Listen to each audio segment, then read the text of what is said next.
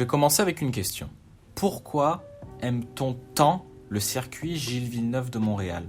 La piste est plate comme la terre en 1536 et on décèle même des virages à 90 degrés qui font froid dans le dos. Alors pourquoi, à chaque fois que l'on cite des circuits fantastiques, on parle du circuit Gilles Villeneuve ?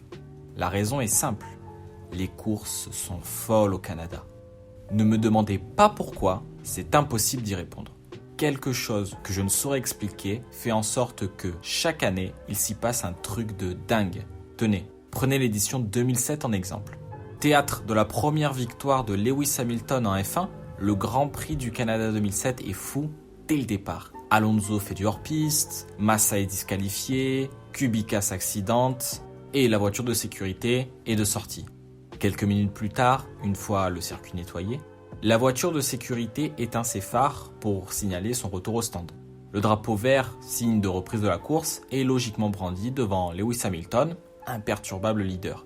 Le pilote McLaren compte une certaine avance sur son dauphin Nick Heidfeld, quelque peu aux fraises. En troisième position, on trouve la Super Aguri d'Anthony Davidson. Attendez, quoi ? J'ai pas rêvé là. Une Super Aguri est troisième ? Il ne s'agit pas de LOL, encore moins d'un prank.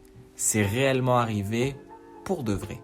Le temps de quelques minutes, Anthony Davidson et Super Aguri étaient troisième du Grand Prix du Canada. Pourtant, le Britannique termine la course hors des points. Alors que s'est-il passé pour que le pilote arrive jusqu'à cette position puis termine presque à l'opposé de celle-ci ? C'est à n'y rien comprendre, même en y réfléchissant bien. 13 ans que la question reste sans réponse. Pour vos beaux yeux de biche, Formule Moyen s'est retapé toute la course et donne enfin un élément de réponse. Reportage.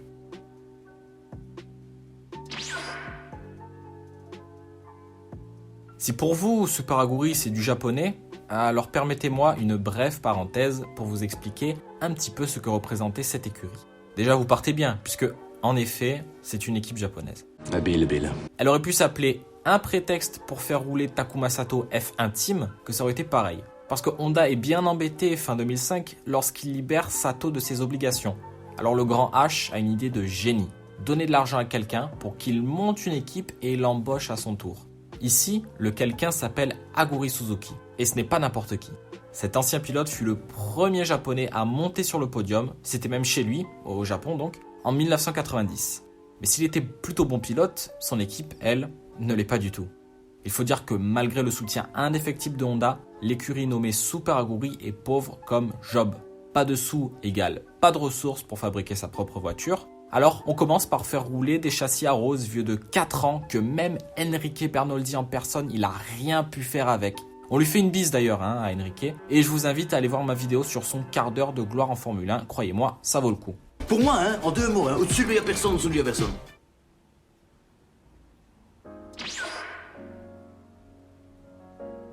Inutile de vous dire à quel point les Super Aguri étaient lentes, c'en était même gênant. Honda les aide tant bien que mal en leur fournissant un châssis ne datant que d'1 an en 2007. Enfin bref, on note une nette amélioration en vitesse pure, même si les résultats restent peu folichons. Au Canada, 6e manche de la saison, l'écurie ne compte qu'un seul point au classement général, inscrit par Sato bien entendu. On part donc sur un bis repetita à Montréal avec Anthony Davidson, l'équipier de Sato, qualifié en fond de grille. Foutu pour foutu, Super Aguri décide de lancer Davidson avec le réservoir chargé d'essence et les pneus les plus durs. Le Britannique part pour ne s'arrêter qu'une seule fois, en fin de parcours. On ne le sait pas encore, mais c'est la stratégie idéale pour ce Grand Prix. Au fil des arrêts et des voitures de sécurité, Davidson remonte. Si bien qu'au tour 27, il est dans les points. Mieux encore, les toupies synchronisés de Rosberg et Trulli, suivis des disqualifications de Fisichella et Massa, permettent au pilote britannique d'être sur le podium provisoire. Devant lui, il n'y a plus que la BMW de Nick Heidfeld et la McLaren de Lewis Hamilton qui marchent sur l'eau depuis le début du week-end. Purée. Ça j'aime. Oui mais voilà, Anthony Davidson ne goûte à cette 3e place que pour un tour seulement. Quelques instants plus tard, un ressortissant québécois qui n'est autre qu'une marmotte traverse la piste en dehors du passage clouté. Le pauvre animal est évité de justesse par les 2 premiers, mais pas par Davidson.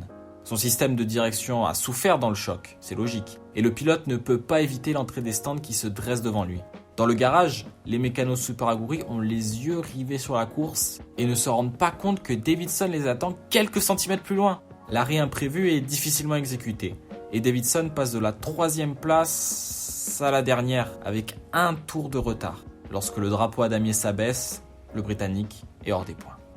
Mais sans l'intervention de la marmotte, Davidson aurait-il pu prétendre au podium de façon légitime ? Pas sûr.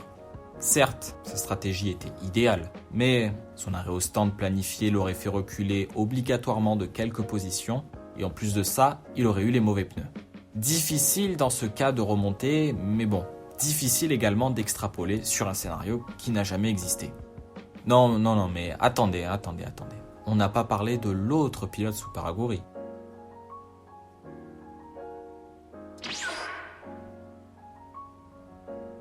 Le japonais Takuma Sato s'élance avec la stratégie conventionnelle, c'est-à-dire 2 arrêts. Son premier pit stop se passe mal, il perd 2 positions, son deuxième arrêt est pire. On met un temps fou à changer une roue, le mécanicien chargé de lui donner le feu vert se met à bégayer, donc Sato repart, puis s'arrête, il hésite et il décolle enfin. De précieuses secondes ont été perdues dans cette histoire, des secondes qui vont se révéler être cruciales en fin de course. Le carton de Tonio Liuzzi au mur des champions, c'est la seconde chance que Super Aguri espérait tant. Sato est rappelé au stand illico presto un tour après son arrêt catastrophe. On lui change de nouveau ses roues. Le japonais était en gomme tendre, des gommes moins performantes, et il allait souffrir comme jamais jusqu'au drapeau à damier. En lui filant des pneus durs, on espère ainsi gagner du temps malgré un nouvel arrêt. Sato quitte la voie des stands pour la 3e et dernière fois au tour 53. Il est 12e, il a 17 tours pour réaliser l'impossible. Ce qui est bien avec Takuma Sato, c'est qu'il nous surprend toujours. Un coup, on le trouve dans les graviers, un coup, on le trouve dans le mur, et un coup, on le trouve en train de faire le meilleur temps.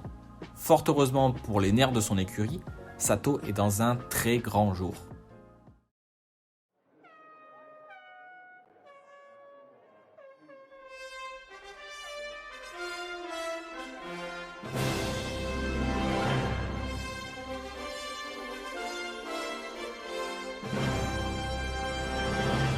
Il est passé.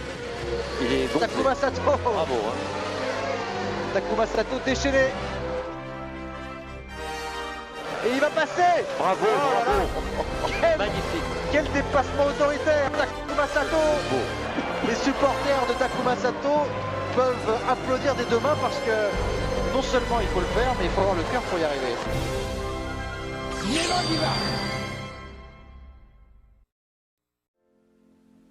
Bloqué un temps fou derrière la Toyota de Ralf Schumacher, il finit par faire sauter le bouchon en toute fin de course.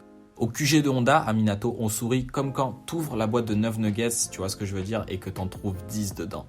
Mais la cible suivante de Sato est bien moins facile, puisqu'il ne s'agit plus d'un cataplasme, mais d'un Espagnol des Asturies doublement sacré. Pas intimidé pour un sou, Sato se montre dans les rétroviseurs de la McLaren de Fernando Alonso. Ce dernier est aux abois. Sa McLaren est sur le papier la voiture la plus rapide du championnat, mais peine à conserver l'avantage face à la pire voiture du championnat. À 3 tours du but, Sato porte le coup de grâce. Par l'extérieur, il double Alonso au virage le plus dangereux du circuit, la dernière chicane. C'est le Japon tout entier qui se lève pour acclamer Takuma en 6e position.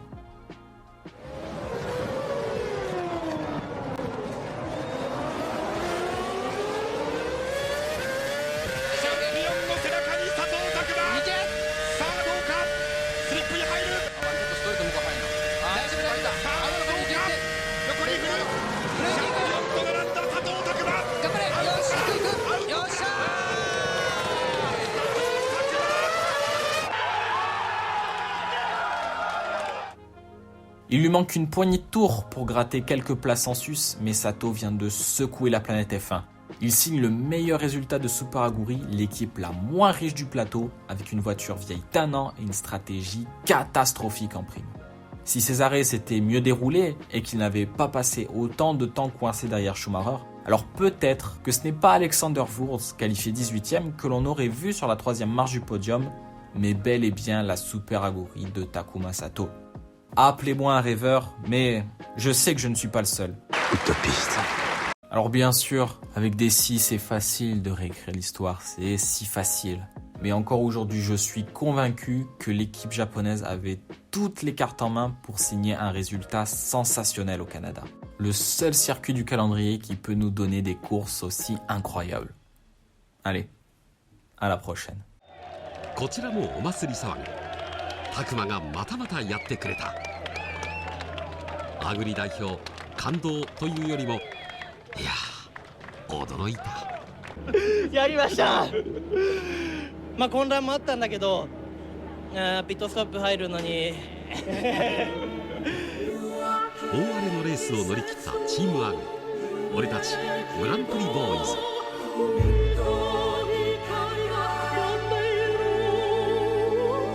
これからも厳しいだろう。でも頑張ろうぜ。 Rising sun will bless my morning with a smile, a magic puff from the seas, born in a willow breeze. Royal friend, my guardian angel in the sky.